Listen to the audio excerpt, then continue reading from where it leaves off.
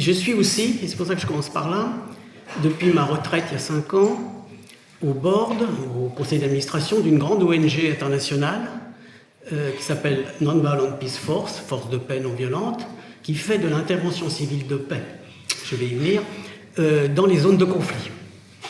Voilà, on intervient en Afrique, au Kurdistan irakien, au Sri Lanka, aux Philippines, au Myanmar et d'autres endroits, au Darfour en ce moment.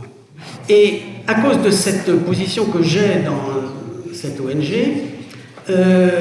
dès les premiers jours de la guerre d'Ukraine, j'ai eu des amis, des militants, etc. qui m'appellent « François, qu'est-ce qu'on peut faire ? Il faut faire quelque chose ?»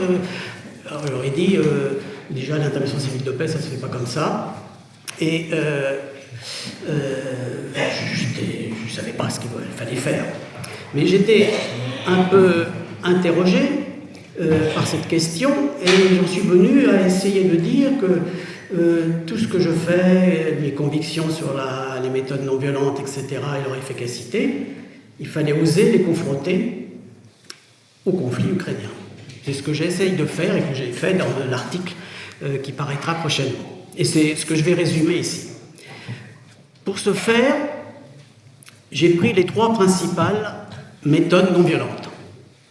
La résistance civile ou populaire non violente, dont vient de parler longuement Raphaël, l'intervention civile de paix, dont je vais commencer par vous parler, et la défense civile non violente, ou défense populaire non violente, les 2 termes ont été utilisés. Qu'est-ce que l'intervention civile de paix ? C'est pratiqué depuis les années 82-83, à l'origine pour accompagner des gens, des menacés dans des zones de conflit. L'accompagnement de, comment s'appelle la militante de paix du Guatemala, Rigoberta Menchú, merci, a été protégée pendant des années par des sortes de gorilles non violents, vous pouvez appeler ça comme ça, au Guatemala.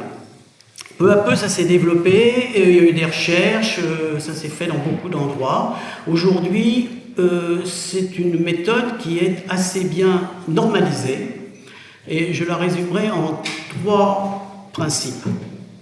Le premier, c'est que les équipes qui sont sur place, qui sont toujours des équipes mixtes, en partie internationaux, en partie locales, du personnel local, qui sont sur place, ont 3 objectifs.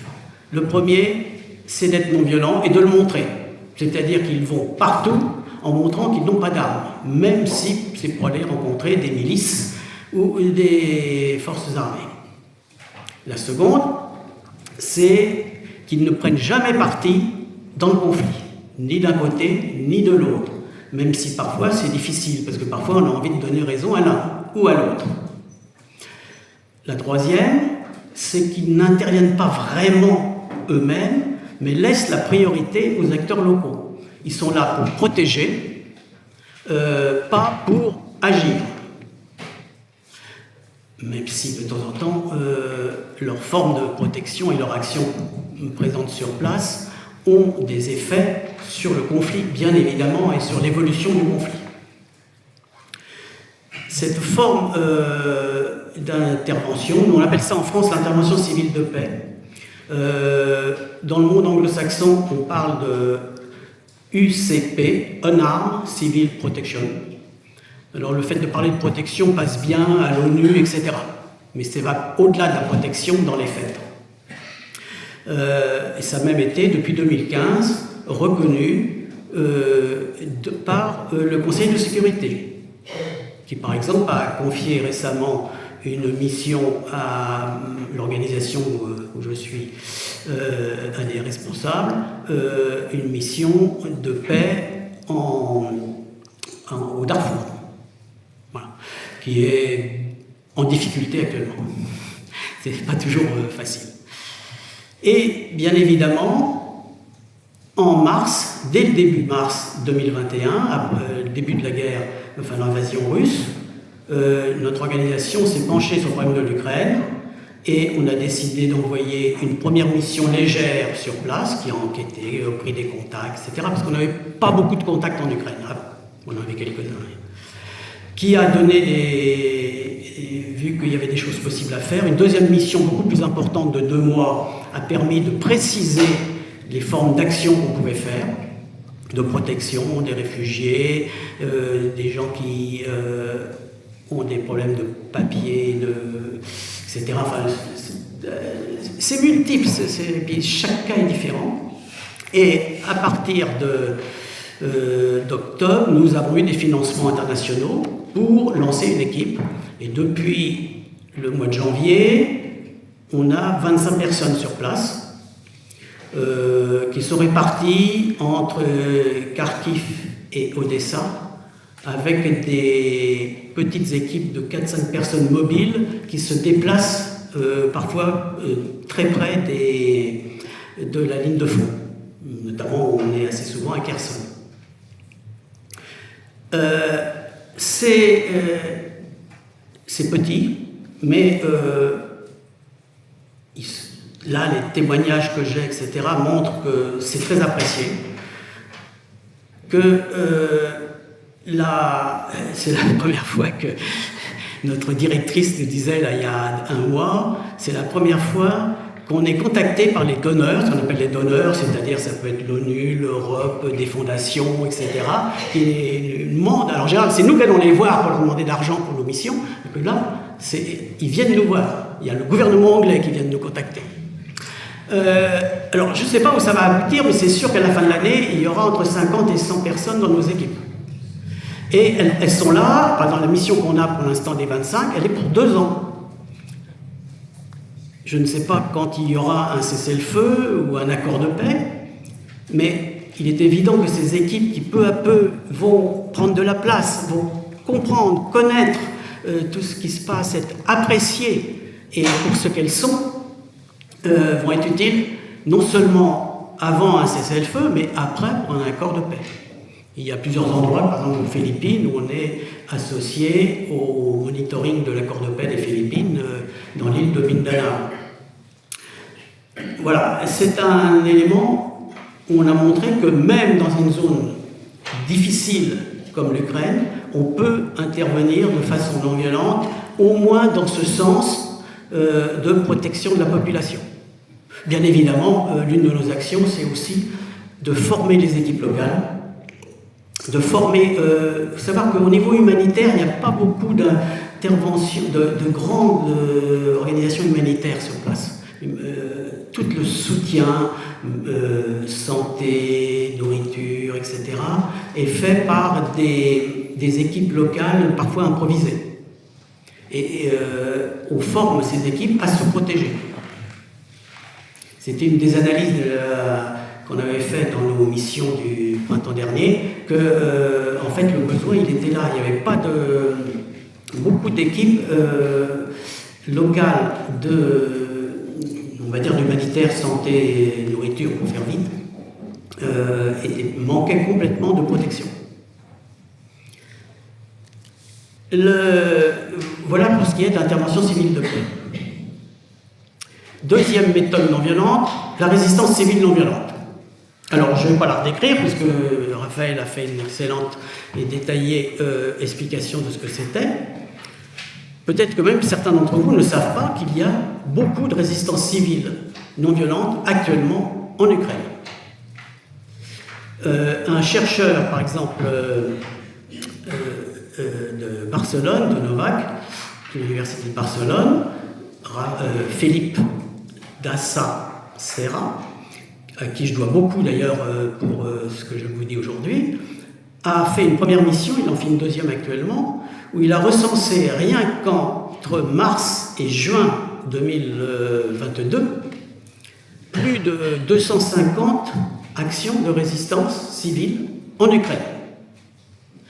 Certaines sont symboliques, comme vous avez peut-être vu ce qu'ils appellent le ruban jaune, qu'on affiche partout, sur les ponts, sur les routes, les bâtiments, etc., pour montrer son opposition. C'est très symbolique, mais ça peut aller jusqu'à des désobéissances très fortes. il cite notamment, il documente très bien le cas d'une petite ville qui, en mars, près de Tchernobyl, je cherche le nom, petite ville de 26 000 habitants, Slavutich, excusez-moi, je n'arrive pas à la mémoriser, où la population a fait un peu comme en Tchécoslovaquie en 68. Quand les soldats russes sont arrivés, ils ont emprisonné le maire pour l'obliger à collaborer. Il a refusé, et la population s'est soulevée, quasiment toute la population de la ville, c'est impressionnant. Ça a été tendancieux et tangent pendant une semaine, et les soldats russes sont partis. C'est assez étonnant. Bon, c'est le seul cas qu'on connaît. Il est bien documenté, pour ça que je me permets de le citer. Bien évidemment, ça ne s'est pas fait de façon générale, mais je ne suis pas sûr que ça aurait marché. Voilà. Autre cas de résistance civile importante, vous savez que dans les parties occupées par les Russes, les enseignants ont été obligés d'appliquer un programme russe. Il y en a énormément, une majorité par exemple à Kherson, qui a refusé, qui a continué parfois en secret à appliquer les programmes ukrainiens.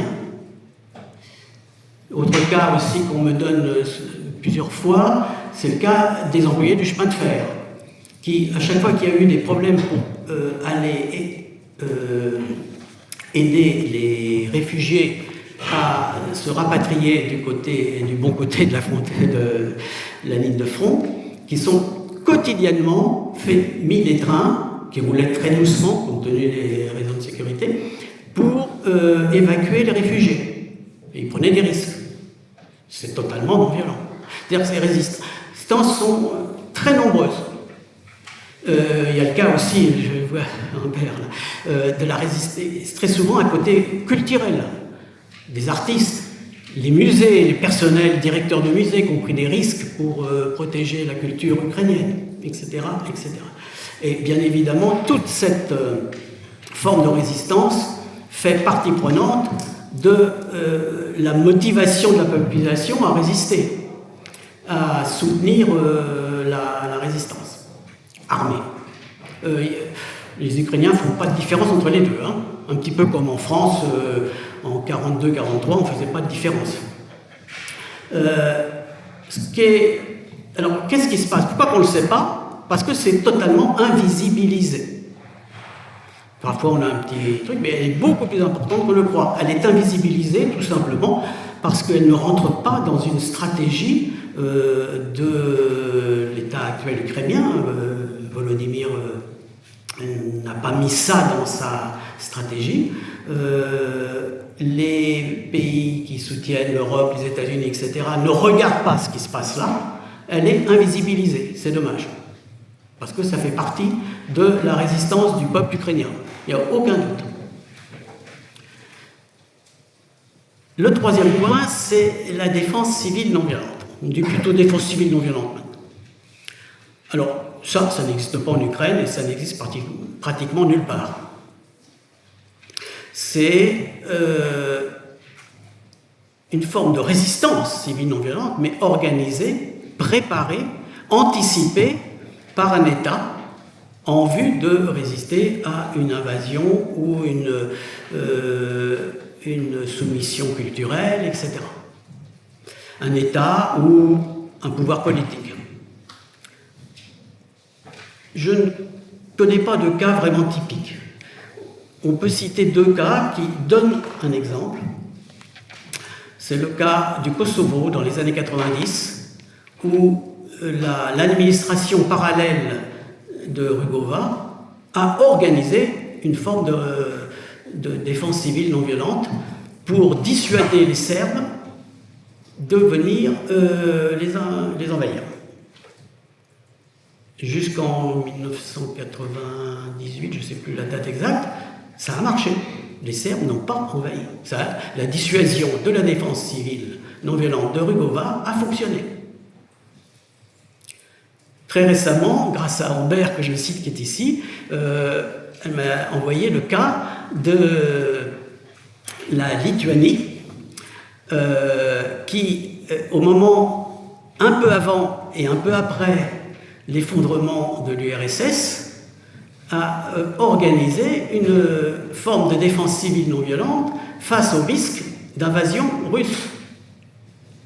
Les Russes disant, mais oui, ça fait partie de Lituanie, fait partie de la Russie, etc. etc. Et ça a duré plusieurs années, d'abord de façon clandestine, enfin de résistance, puis au moment où la Lituanie a déclaré son indépendance de façon officielle par l'État lituanien et a organisé une forme de défense civile non violente. Et là encore, c'est un point qui me titille beaucoup, mais il semblerait que les Russes aient été dissuadés d'envahir la Lituanie. Alors ça ne les a pas empêchés, quelques années plus tard, d'adhérer à l'OTAN. Bon.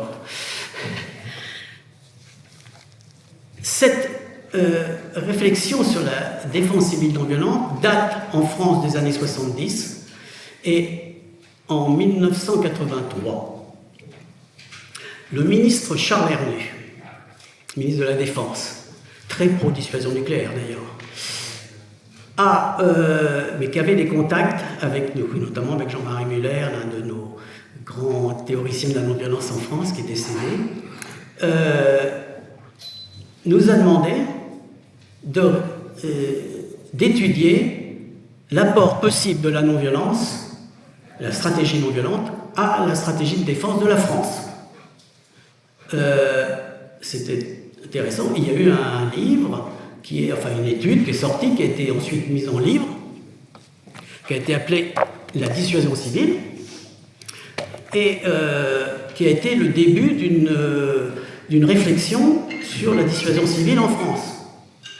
D'ailleurs, et c'est à cette occasion que nous avons créé l'Institut de recherche sur la résolution non violente des conflits, qui a poursuivi les recherches en essayant de décliner cette forme de défense civile dans différents secteurs. Je me rappelle très bien, par exemple, on a fait une étude dans le secteur de l'énergie. Qu'est-ce que ça signifie de fortifier, consolider d'un point de vue civil le secteur de l'énergie? Nous avons travaillé avec l'EDF, avec les syndicats de l'EDF là-dessus.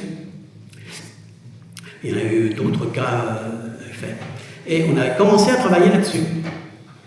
Et puis, finalement, à partir de 1990-91 et le délitement de l'URSS, la menace sur laquelle on s'adressait, qui est une menace d'invasion de l'Union soviétique à l'époque, a cessé.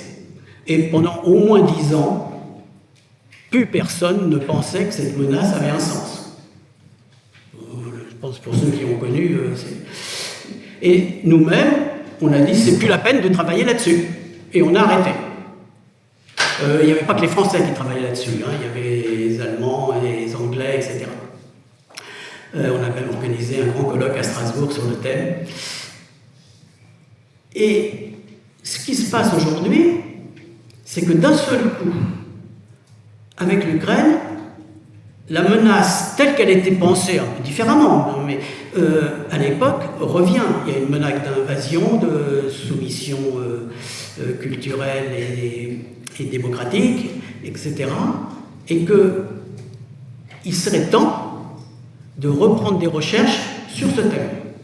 C'est un petit peu le message aussi que je veux passer, qui peut être d'ailleurs une des idées novatrices de l'IPP, de reprendre des recherches sur ce thème, à la fois sur la faction un peu théorique de qu'est-ce que ça signifie qu'un État ou une force politique développe une défense civile non violente. Ça prend des risques, c'est très démocratique et ça peut gêner certains pouvoirs, c'est très compliqué. Et également de faire des recherches sur l'aspect pratique, qu'est-ce que ça signifie. Je citais le cas de l'énergie qui est particulièrement éclairant aujourd'hui. Voilà, donc je pense que moi j'aimerais bien par exemple que 10% du budget de la loi de programmation militaire serve à ça. Bon, on n'en est pas là. Voilà. Mais il y a quelque chose à travailler. Et je me permets, j'ai retrouvé justement cet après-midi On avait publié à la suite de notre étude une revue, dans la revue Alternative non violente que j'ai là, beaucoup de réactions de l'époque, il y a plusieurs généraux, etc., qui parlent, mais je me permets de vous citer juste un passage de ce que Charles Egrainu, le ministre de la Défense nationale, qui a donc écrit dans la revue Alternative non violente, juste une phrase, enfin deux. Ce sont les conflits et non pas les armes qui sont les causes premières des crises et des guerres qui peuvent s'en suivre. Dès lors, pour supprimer les guerres, il est vain de proposer de commencer par détruire les armes. La seule voie qui puisse nous conduire vers une société internationale pacifiée est donc de chercher à résoudre les conflits par d'autres moyens que les armes meurtrières. C'est l'enjeu de la défense civile non violente. Merci.